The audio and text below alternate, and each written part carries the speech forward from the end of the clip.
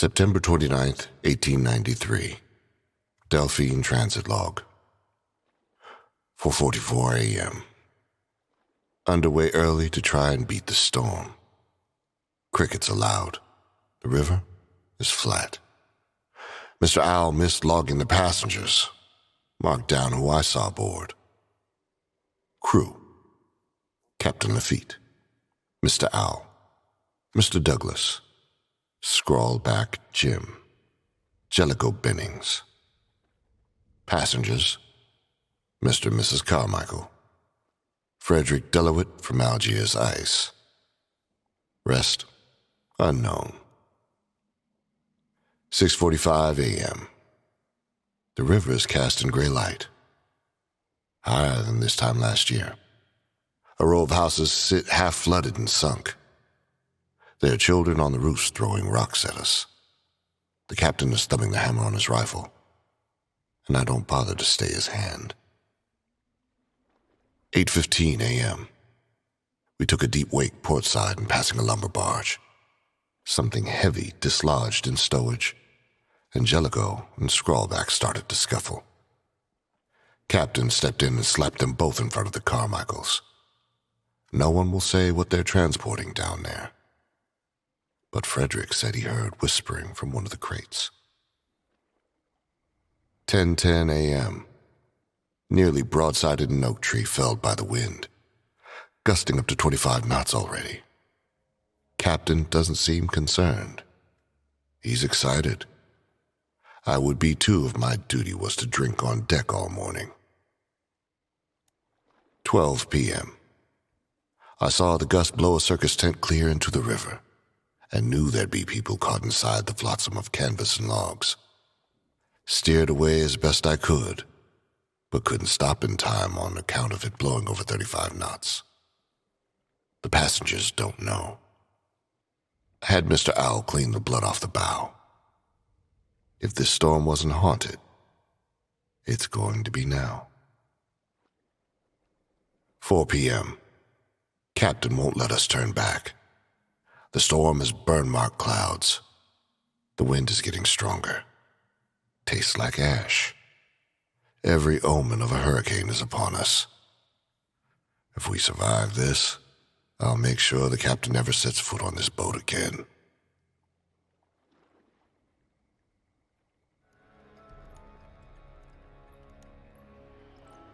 (1895) Summer. Tale of Submission, Verse 1. May I doubt the strangeness of the clouds no more. Many forget, but those of us who remain grounded know that there is something darker lurking behind them. There is a sickness in this rain. It clings too long to leaves and bark. The sound of it dripping on the soil is wrong. Each drop leaves the impression of an insect's footfall in my mind, and the mist here tastes rotten, and I'm repulsed anew with each breath. The strange folk about are not bothered by the wetness. They dart out of bushes in the rain holding iron, boards, rack. They're building a sculpture from this driftwood and the gnarled parts of a boat wreck.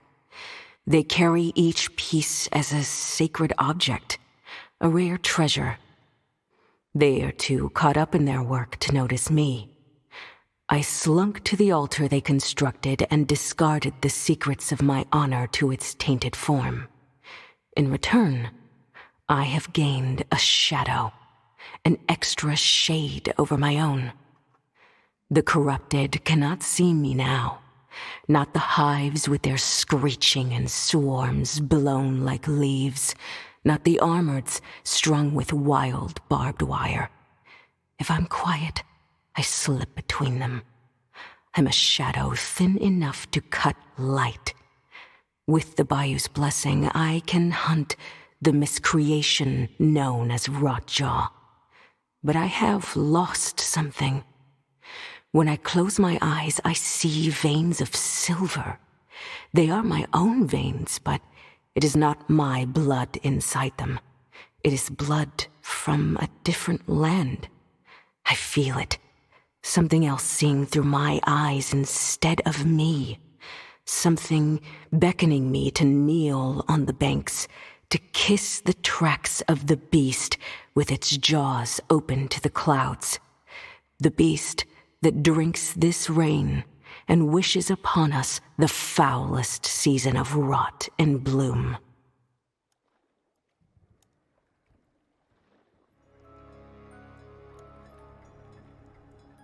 (1895) Summer. Prosychomai of the Primal. Volume 1, Chapter 1. This is the vow all primals share. I've only seen a glimpse of her through the overwash, raw-dappled, lumbering with a full-bellied sway. There was someone inside her, not whole eaten.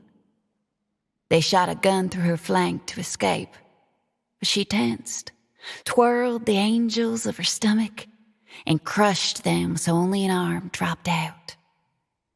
I gathered that arm. I enwreathed it with blue crab. I balanced it on the bitten carapace of a turtle to make myself a compass. Not one that points near north, but one that aims true to the wishes of men soon to be preyed upon. The others want to gut her, lash her mandible, sip her salt life until its red be gone, and they possess magics not known. That reptilian folk can't be tracked.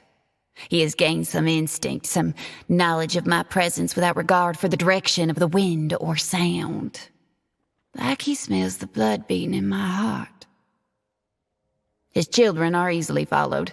That ward and that humpbacked one. They are clumsy. They move with the steps of drunk fairies and leave their filth like crumbs.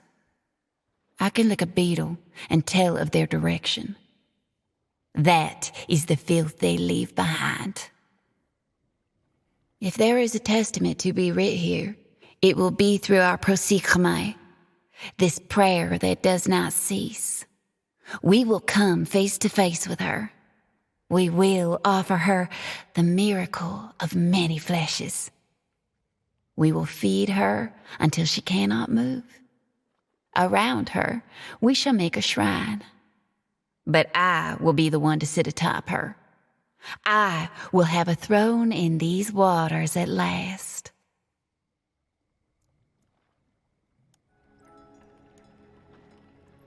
October 1st, 1893.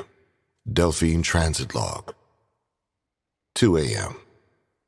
Hell is real, and I am inside it. I am certain there has never been a wind such as this on these shores, or else there would be no shore left to stand upon. 2:30 a.m. The paddle wheel is churning up bodies of drowned people.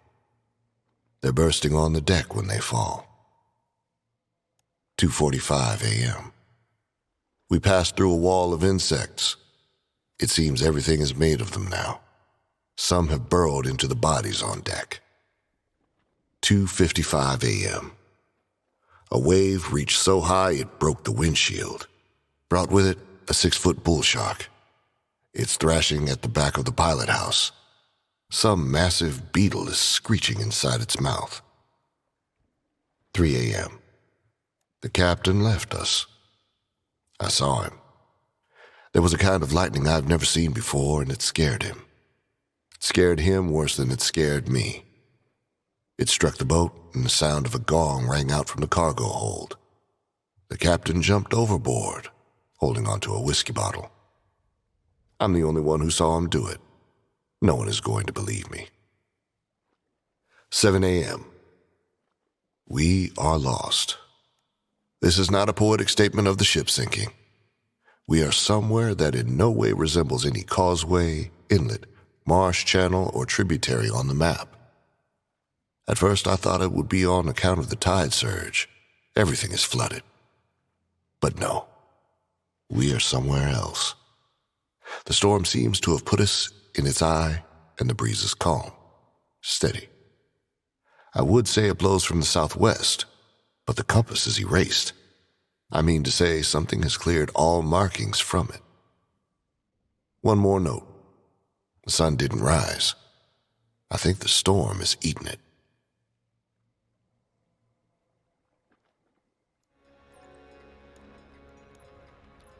"1895, summer, helmsman's landlog.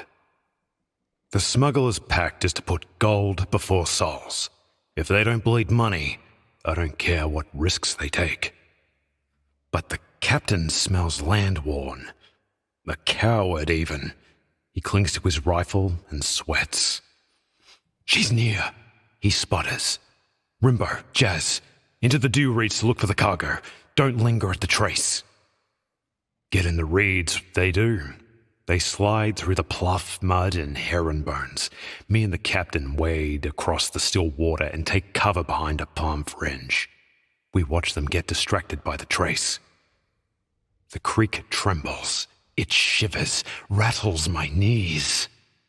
The rotjaw breaches with Jazz clamped in her mouth. Those jaws could crush a cannonball. I don't know what to call what they do to Jazz's head. Wind surges. It whitecaps the marsh upstream. I brace for the gale force, steady the captain as he shoots. He's got dizzy aim, sends a bullet through Rimbo's chest. Rotjaw purges her shackles. Bolts of blue-green lightning leap from the water and burn Rimbo. His scream comes out of his eyes instead of his mouth. I guess that's because his mouth is gone. Captain gave up watching the frenzy. He stares east. There it is. Mother of Mary, there it is. The captain drops his gun. The smokestack of a ship rises through the gator froth. It steams with a dead fog, but it's real. Knocks a tree over. Rotjaw stops playing with what's left of Jazz and Rimbo. She slinks away and follows the smokestack as it glides downstream on vapors. I don't see how we're supposed to get treasure from a ghost ship, I tell the captain. He winces. I imagine he's thinking the thoughts of all cowardly captains, that one day gold might float true enough to save him from what he's left to drown.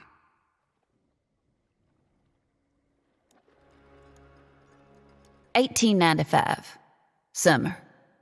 Prosigmai of the Primal, Volume 1, Chapter 2. She's generous with her gifts. I find her cage perched in the middle of the still water, rocking like a cradle with 2 hunters tucked inside. Pine beetles march up their legs, enter the chapel of their mouths, and come out of other holes and windows. What kind of prayer is at work here, I do not know, but I study the patterns of the beetles till dawn.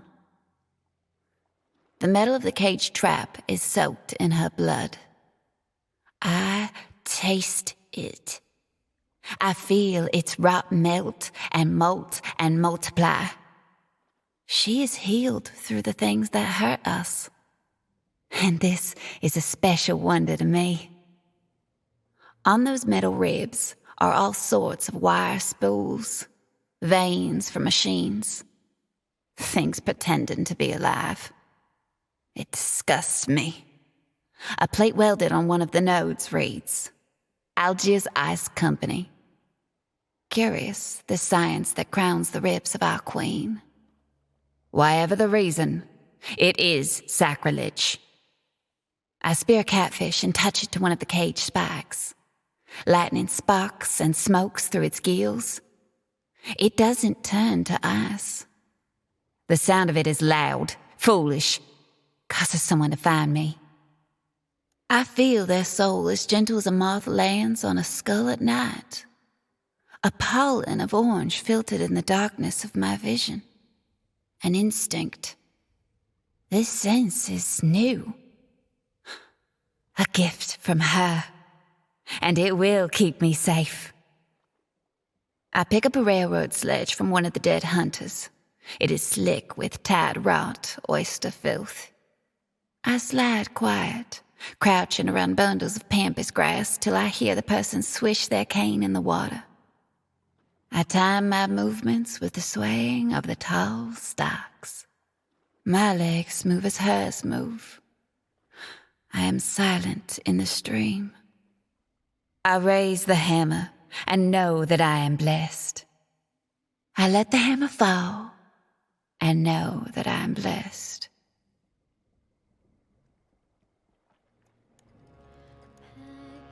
October 1st, 1893. Still. Delphine Transit Log. 0000 hours a.m. Time unknown. Time is irrelevant here, as is hunger, thirst, and other bodily functions. If Mr. Carmichael were to cut me open, he would find clockwork. Clocks inside all of us. The moon here is a joke. It barely moves. 0000 hours a.m. There are more people aboard than I thought. Most are hiding in cabinets or shuddering naked beneath poker tables. Some find river snails and isopods and shove them into their eyes. There are only a handful of the crew and passengers left to talk to. 0000 hours a.m. I told the rest that the captain abandoned us. Mrs. Carmichael called me faithless, said I steered us into a twilight hell. Mr. Carmichael accused me of pushing the captain over. Angelico agreed, mentioning that our cargo was immaculate. Frederick claimed that we had the Ark of the Covenant on board, that he could hear a voice from it without using his ears. Mr. Owl said he'd gut Frederick if he kept on like that. Scrawlback Jim shot off some rounds, shut them up. He said he wasn't hungry and hadn't pissed for 1,000 years. There was something stalking the boat he wanted us to go shoot. Apparently, the Delphine is full of guns and stolen goods. He mentioned some kind of crenulated insectile head like an artifact, too. 0000 hours a.m. They've been shooting for an hour at the giant beetles that plow these channels with their migrations, at the trees, at the waterlogged roaming sailors that explode silver vomit from their mouths. The sailors seem out of time, more lost than we are. 0000 hours a.m. The gunshots woke something up. It raised the Delphine a whole foot out of the water, then swam out, turned, and rammed us head on. All I saw were jaws tearing into the paddle wheel.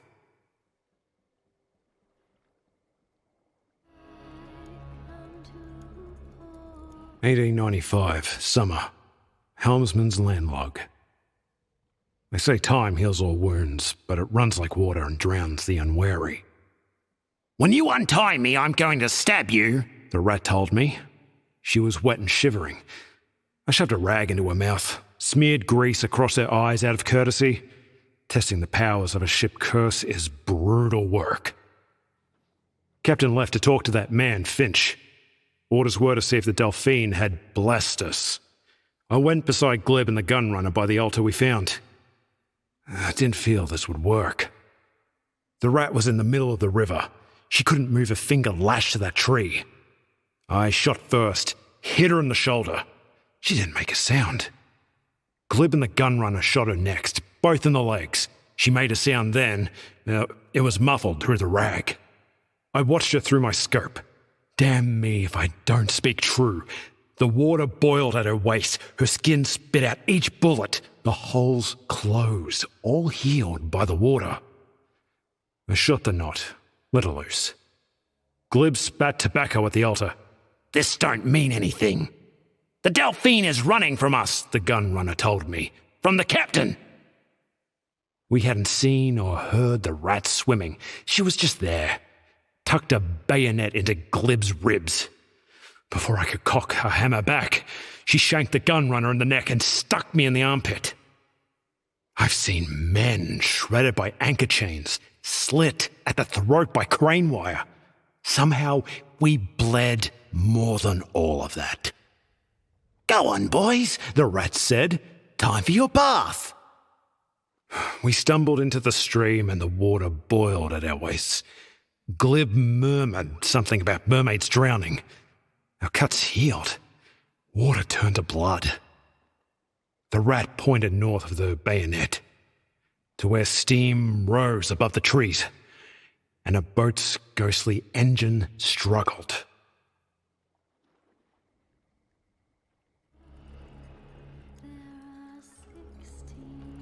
October 1st, 1893. Forever.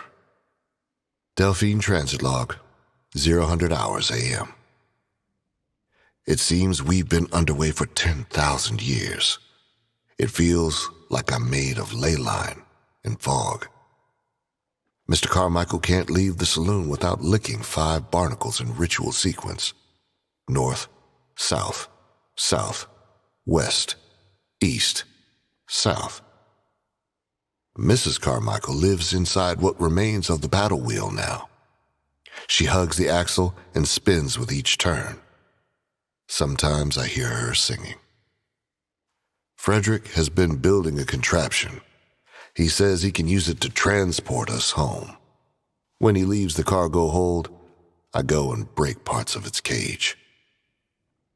0000 hours a.m. Mr. Owl caught a beetle the size of a sea turtle and tried to bring it aboard.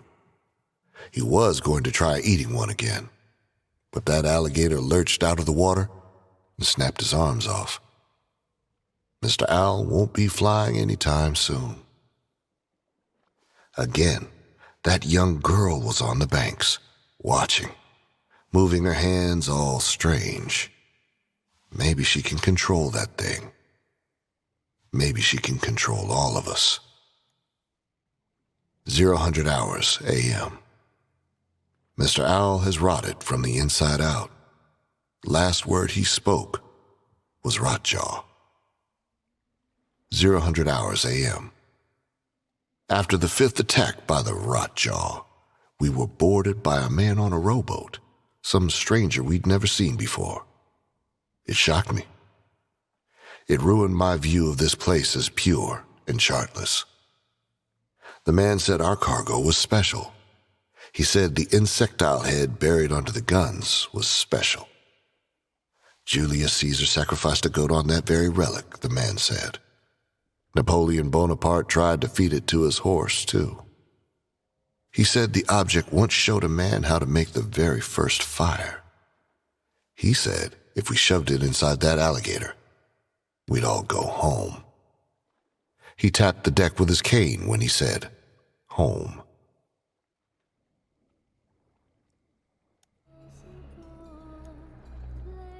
(1895) Summer. Tale of Submission, Verse 2. The breath of a flower could break this man in half. If you patch me up right, I can tell you about the alligator, the bloated man says.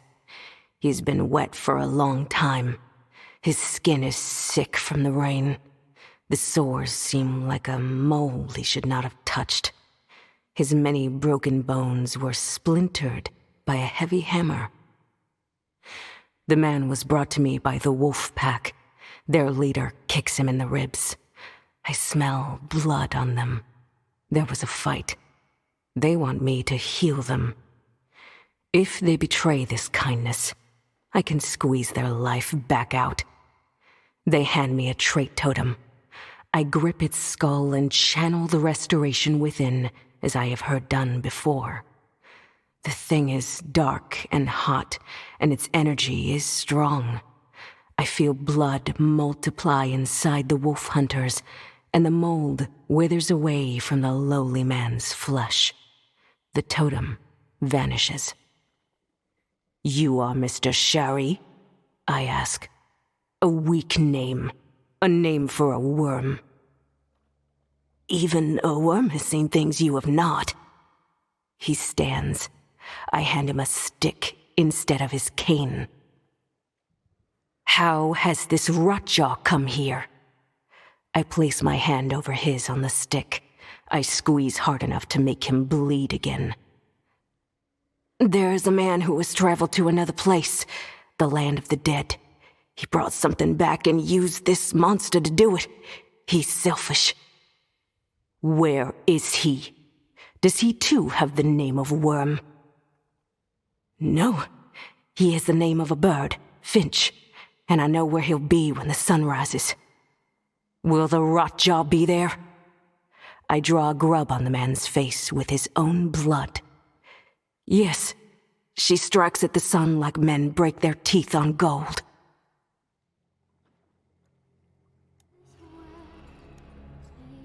"1895, summer. Tale of submission, final verse.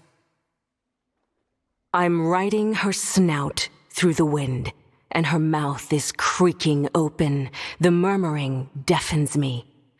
Arcs of lightning bloom across the swamp, boiling the silver veins inside my eyes. I'm riding her snout through the wind, and the rain festers on my lips. Her smell is thyme and lavender, if herbs could weep pus. I'm riding her snout across the sky, and the rain putrefies. My ropes sling tight under her jaw and hold firm. I plant my fear inside my spit, and I spit into the holes of her jaw. This is my respect. Her spit is the color of fireflies squashed between a child's finger and thumb. I'm riding her snout across the bottom of the river, and the rocks cut me. I'm riding her snout through the boards of a shack, and her entrails snag on wood and glass. Her rot blossoms in the creek, and many fish burn and blacken, and I breathe in their life to give my arms the strength they've lost. I'm riding her snout over the creek, and her tooth shears the lashing rope. She death rolls. I let go. The bow of a ship steams in her lightning filth, arching over her. I'm standing before her open mouth, and I bow, my arms out. If I drip on her tongue, she'll bite. If I breathe into her, she'll bite. I stand still. I swallow vomit and the rain. Inside the rot jaw, I see an object not of this land. Its head-like, maybe a paper fossil, maybe a pupa birthed from the first insect to tread on land. Its decay whispers in languages not heard since people first made fire. I dodge the rotjaw's bite. She sinks with the boat. I know now what has fouled this rain.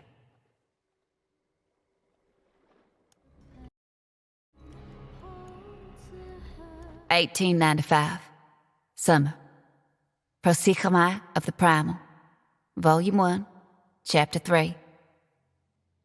That wrestler weakened the right jaw and stopped the rain somehow. The clouds are like the fur of a sleeping animal, dead calm. She gurgles in the water. She calls me to her. But others have heard too. 4 smugglers in a watchtower. That reptilian and his kin, skulking under walkways.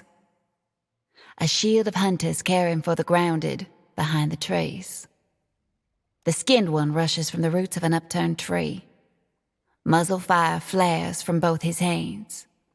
Bark explodes behind my head. A firebomb flutters and breaks on the watchtower.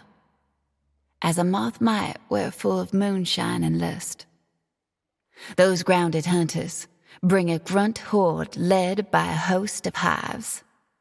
They weave through them, undetected, as the helmsman and his captain get flanked. The reptilian's aftermath fire blows apart a water devil herd. The hornback sets off my trap. She screams, suspended on barbed wire. I hear pistol ammo run dry. I roll in the water. I was born to be as quiet as the thoughts of a wave. My lance pierces the skin from behind. I push its tip all the way through the birdcage of his lungs. Bullets slip through my skin. They're the wishes of butterflies scorched by summer. A knife blesses my shoulder. An arrow finds my leg.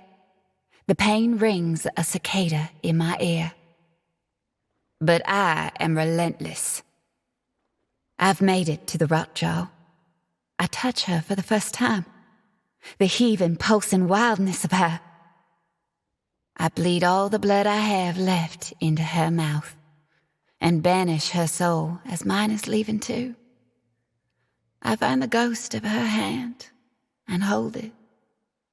If I can cheat this death, so can she. I whisper, I can't save you. I can't make of you a throne. I can only crown you queen of my heart and hope its beating brings you back to me. October 1st, 1893. Eternity. Delphine Transit Log. 0000 hours a.m. Frederick retrofitted his electric device to slide around the alligator. He said the relic told him how to do it. When he thinks he's alone, he cradles the thing like a baby, letting the isopods that follow it suck his fingers. 0000 hours a.m. I have a plan to stop Frederick's cage and whatever the man in the rowboat wants. If I could feed them to the Delphine, I would. If my plan works, I'll die. 0000 hours a.m. I stepped off the Delphine for the first time. I wanted to know what it was like, but she is more a part of me than my own blood. We are married. I could never leave her like the captain did. I will stay here with her. We will have a kind of children together, I think. 0000 hours a.m. Mrs. Carmichael sings when the rot jar comes near. She has sang for a whole geological age, but the thing has not appeared. Something else is about to happen. 0000 hours a.m. The storm is back. Mr. Douglas has been shooting into the wind to try and stop it. Mr. Carmichael is licking his barnacles in reverse order. His wife won't stop singing from the paddle wheel. 0000 hours a.m. Damn them all. They put a meat hook through Scrawlback Jim and drug him on a cable as bait. It happened too fast. The rot jaw bit down, and they used the paddle wheel as a winch to reel it onto the main deck. It set that young girl on the banks to screaming. It set Mr. Douglas on blue fire. It set me to work to save the ship.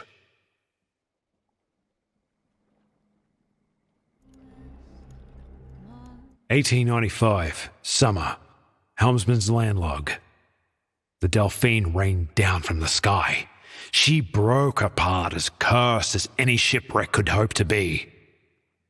It happened when the fish woman crawled on the rotjaw and banished her. The boat must have been ghosting through the clouds. The paddle wheel crushed someone hiding in a bush. Hull planks speared into the mud. A chain almost halved me. It was unnatural enough to scare off the other hunters. The crates and boxes and cases of her cargo rained down too. Guns and precious ammo tumbled from them. I picked up a double-barreled rifle with a shotgun bored beneath. I could tell it was more art than weapon. It was worth the lives of 100 men. Captain ignored the goods. He sifted through the black entrails of the gator. A rowboat fell and about killed him. I heaved the captain out of that I-core and noticed a gathering approach. They shambled in the manner of priests, gathered all the Delphine's debris. The largest of their following stared me down while the rest constructed an altar. Some familiar hooks slung over his back and steamed. They marched their new creation downstream in silence. The rat didn't like whatever they were doing. I suppose she was done with damning her soul for money. She held dynamite and the means to throw it. I shot her in the back before she could. The bundle went off in the water and tossed her. The rat hung on to life, and those gathering driftwood drug her to their shrine. They stacked and mounted whatever guts of the Delphine they could find.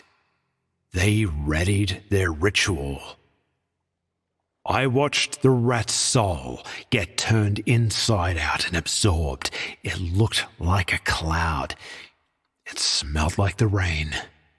Maybe that's what this rain is made of. But who's left to care when there is treasure to sell and guns to fire? I saw something gold in the water. I waited and stared and waited longer to see if it would float.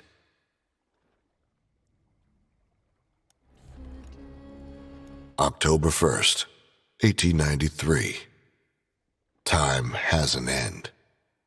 Delphine Transit Log, 0000 hours a.m.